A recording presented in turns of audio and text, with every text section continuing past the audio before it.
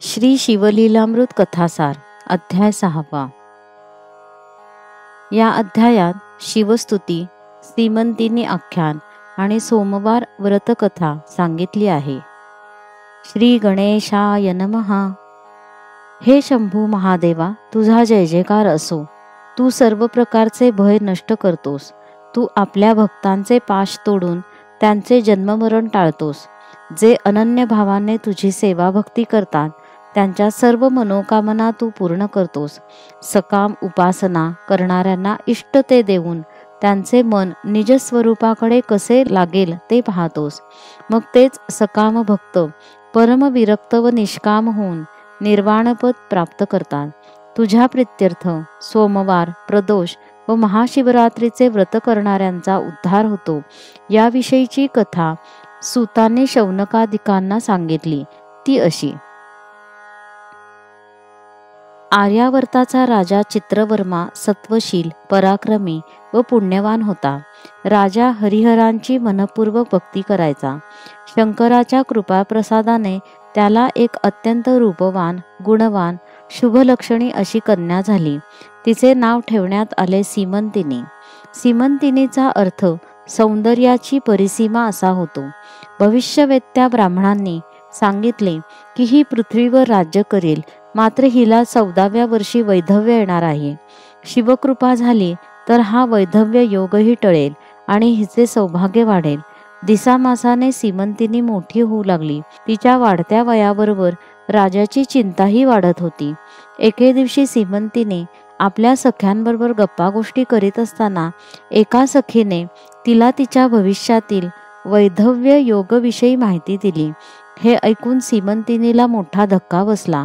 मार्गदर्शन मिळवण्यासाठी तिने याज्ञवल्क्य ऋषींची पत्नी मैत्रेयी हिची भेट घेतली आणि तिला स्वतःबद्दलचे भविष्य कथन केले.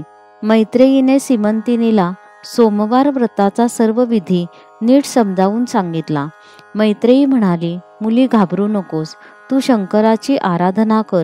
तो देवाधिदेव निज भक्तांना सर्व प्रकारचे सौख्य देणारा व त्यांचे कल्याण करणारा आहे. तू नमः शिवाय या शिवपंचाक्षरी मंत्राचा नेहमी जप कर. सोमवारचे व्रत धर. या दिवशी उपवास करावा. रात्रीच्या पहिल्या प्रहरी शंकराची प्रेमभावाने षोडशोपचारे पूजा करावी. ब्राह्मण दाम्पत्याची पूजा करून त्यांना भोजन द्यावे. तुझ्यावर दुःखाचे डोंगर कोसळले तरी व्रताचरण सोडू नकोस. या व्रताचा कंटाळा करू नकोस. कष्ट होतात, अपेक्षित फल लवकर प्राप्त होत नाही, म्हणून व्रतनिंदा करू नकोस. तो आपले कल्याण करणाराच. या दृढ श्रद्धेने व्रताचरण कर. कथेच्या ओघात विषयाला अनुसरून सूत मुनींनी श्रोत्यांना शिवपूजनाविषयी काही महत्त्वाच्या गोष्टी सांगितल्या. शंकराला अभिषेक केल्याने पापांचा नाश होतो. शंकराची पूजा केल्याने सुखसमृद्धी लाभते.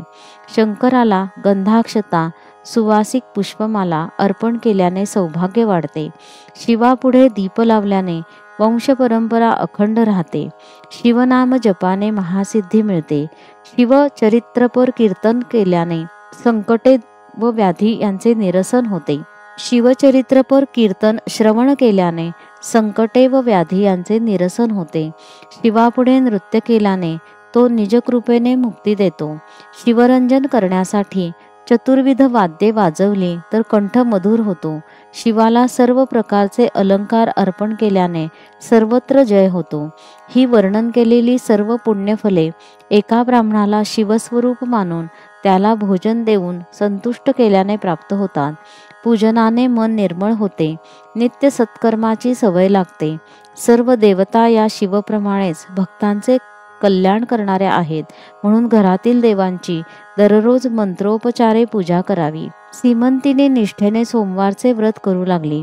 पुढे तिचा विवाह नैषद राज्याचा राजा इंद्रसेन याचा पुत्र चित्रांगद याच्याशी ठरला. उभय पक्षी आनंदी आनंद झाला. तिकडे सीमंतिनी सोमवारचे व्रत मनपूर्वक करीत होती. मैत्रेयीने सांगितले त्यापेक्षा अधिक करत होती. ती प्रत्येक आठवड्यास 1100 दाम्पत्याचे पूजन करायची. आपल्या व्रताचरणात कोणत्याही प्रकारचे न्यून राहू नये म्हणून ती विशेष काळजी घ्यायची. सीमंतिनीच्या विवाहाप्रित्यर्थ चित्रवर्म्याने मोठा आनंदोत्सव केला. अपार दानधर्म करून ब्राह्मणांना व याचकांना संतुष्ट केले. विवाहानंतर सासरी गेल्यावरही सीमंतिनीची शिवाराधना सुरू होती. लग्नानंतरचे दिवस खूप आनंदात गेले. दिवाळीच्या निमित्ताने चित्रवर्म्याने आपल्या मुलीला व जामाताला सन्मानपूर्वक बोलवून घेतले.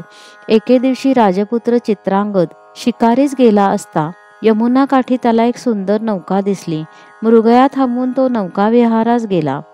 थोड्याच वेळात जोराचा वारा सुटला. त्यामुळे उसळलेल्या लाटांमध्ये नौका उलटली व राजपुत्र यमुनेत बुडाला. खूप शोध करूनही तो सापडला नाही. हे ऐकून सीमंतिनी शोकाकुल झाली. दूतांकडून हे वृत्त कळताच इंद्रसेन पत्नीसह त्वरेने आर्यावर्तास आला. सीमंतिनीसह समस्त राजपरिवार जमिनीवर गडबडा लोळत अश्रू ढाळत होते. चित्रांगदाची आई लावण्यवतीही अपार शोक करत होती. प्रधान व ज्येष्ठ आप्त यांनी त्या सर्वांचे कसेबसे सांत्वन केले. चित्रवर्मा सीमंतिनीला घेऊन आपल्या नगरात परतला. शोकव्याकुळ इंद्रसेन आपल्या पत्नीसह नैषद देशी परत निघाला. तिकडं इंद्रसेन पुत्रशोकाने खचलेला आहे असे पाहून त्याच्या भाऊबंधांची बुद्धी फिरली. त्यांनी राजाच्या अनुपस्थितीत त्याचे राज्य बळकावून त्याला पत्नीसह बंदिवासी केले. सीमंतिनीच्या दुःखाला अंतच नव्हता. पण त्याही परिस्थितीत तिने मैत्रेयीच्या सांगण्यानुसार सोमवारचे व्रत चालूच ठेवले. ती अहोरात्र शिवनामाचा जप करू लागली. अशी 3 वर्ष लोटली. इकडे यमुनेत बुडालेला राजपुत्र चित्रांगद नागलोकी पोहोचला. नागराजा तक्षक याने चित्रांगदाला त्याची हकीकत विचारली. ती ऐकून तक्षक राजाला वाईट वाटले. तक्षकाने चित्रांगदाला तो कोणत्या देवाची भक्ती करतो असे विचारले.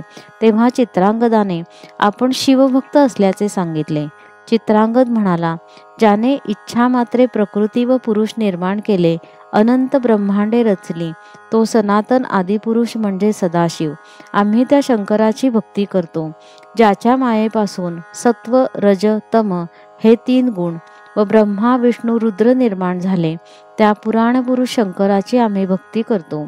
जो आकाश पाताळ दशदिशा त्रिभुवन पंचतत्वे नद्या सागर भस्म मृत्तिका अष्टधातू असे सर्वच व्यापून उरला आहे, त्या शंकराची आम्ही भक्ती करतो.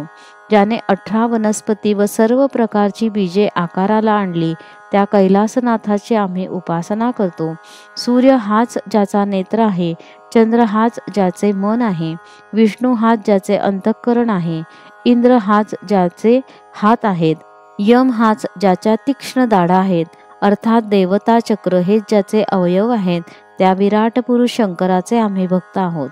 11 रुद्र 12 आदित्य हे ज्याच्या सन्मुख विनम्र भावे उभे असतात, त्या शंकराचे यक्कश्चित मानव काय वर्णन करणार. हे नागराजा, आम्ही त्या सनातन ईश्वराच्या दासांचे दास आहोत. ते ऐकताच तक्षकाची मुखचर्या उजळली. त्याला खूप आनंद झाला. त्याने चित्रांगदाचे उत्तम आदरातिथ्य केले. चित्रांगदाने घरी जाण्याविषयी तक्षकाची आज्ञा मागितली. त्याचा मनोभाव जाणून नागराजानेही विशेष आग्रह न करता त्याला काही काळ प्रेमपूर्वक ठेवून घेतले आणि निघताना अपार भेटवस्तू 12,000 हत्तींचे बळ, 1 वेगवान अश्व, अत्यंत अमूल्य व तेजस्वी रत्ने दिली. या भेटवस्तू वाहून नेण्यासाठी 1 राक्षसगण व मार्ग दाखवण्यासाठी 1 सर्पसेवक दिला. तसेच संकटकाळी मदतीला धावून येण्याचे अभिवचनही दिले.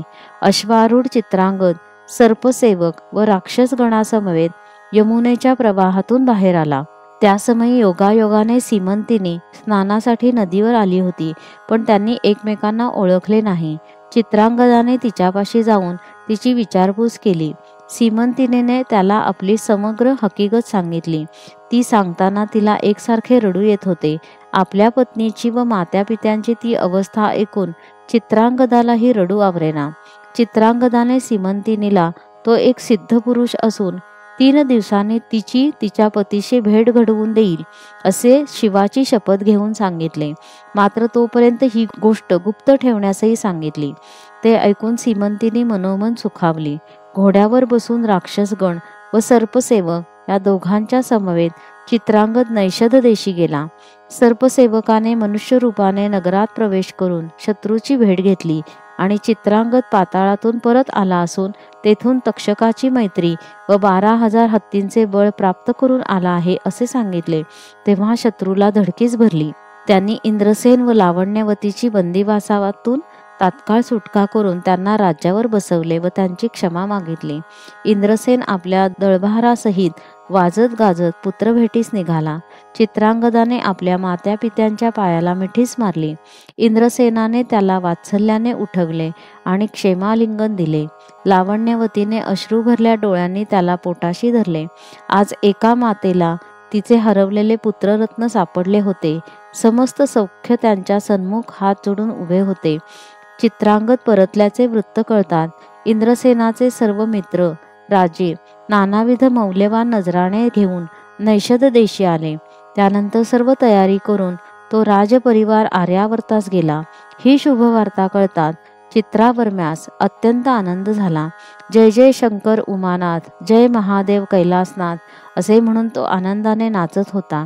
सीमंतिनीच्या मातेने तिला प्रेमाने हृदयाशी धरले व म्हणाली, मुली तू धन्य आहेस. नियतीने भयंकर आघात करूनही शिवचरणांना अंतर दिले नाहीस.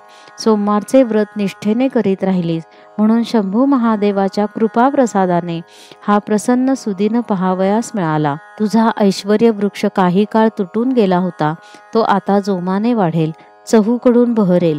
तुझे सौभाग्य अखंड राहील. त्या शिवप्रभूची लीला अगाध आहे. तो आपल्या भक्तांचे सर्वत्र रक्षण करतो, त्यांचे कल्याण करतो याची प्रत्यक्ष अनुभूती आली.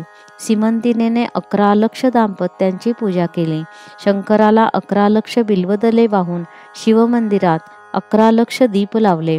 सर्वांनी तिच्या शिवभक्तीने व व्रतनिष्ठेचे भरभरून कौतुक केले. इंद्रसेन व लावण्यवतीने सीमंतिनीला सौभाग्याचे आशीर्वाद दिले. पृथ्वीवर कधीही न आढळणाऱ्या अशा कितीतरी बहुमूल्य भेटवस्तू चित्रांगदाने चित्रवर्म्याला दिल्या.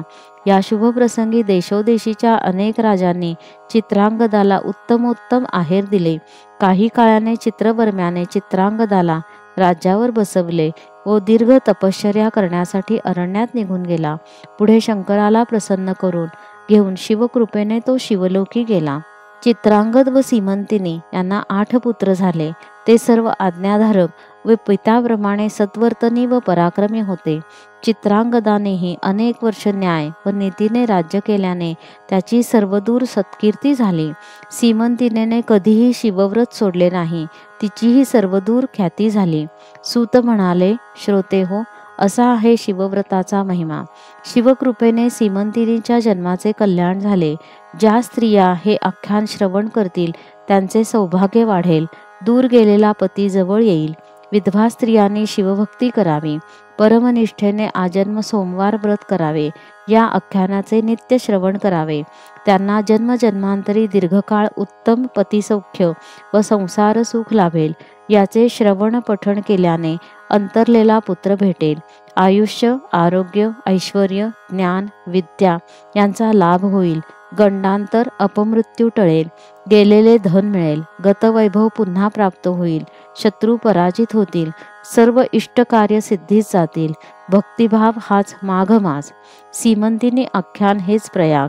येथे स्नान केल्याने त्रिविध दोष जळून जातील व अंती शिवपद प्राप्त होईल. सीमंतिनी आख्यान म्हणजे अमृत. हे प्राशन करणारे सज्जन देवरूपच. श्री सांब सदाशिवार्पणमस्तु. या अध्यायाच्या पठणाने स्त्रियांचे सौभाग्य टिकेल, संतती दीर्घायुषी होईल, कौटुंबिक आपत्ती टळतील. श्री शिवलीलामृत कथासार अध्याय 6 समाप्त.